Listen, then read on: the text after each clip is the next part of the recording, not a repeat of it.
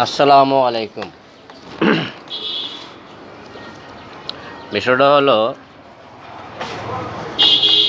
আড্ডা গ্রামের লোক, আমার এলাকার লোক, সারা বাংলাদেশের বিএনপি জামাত হেফাজত। আমি যেখানে থাকি, যে এলাকায় থাকি বাংলাদেশের, আমি যেরকম সাইকেল চালাই ওইরকম একটা সাইকেল আইন না, যে স্থানগুলোতে আমি বসে থাকি, যে স্থানগুলোতে আমি যাই বা বসবাস করি, ওখানে ফালাই রাখি।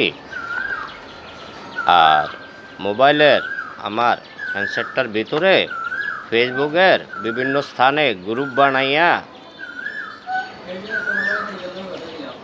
এই হাজার হাজার কোটি টাকা আমার সেই মোবাইল চুরি করে নিয়ে, স্মার্ট কার্ড চুরি করে নিয়ে হিন্দুরে পার করে দিতেছ। এই টাকাগুলা কার? কেন এগুলি করস?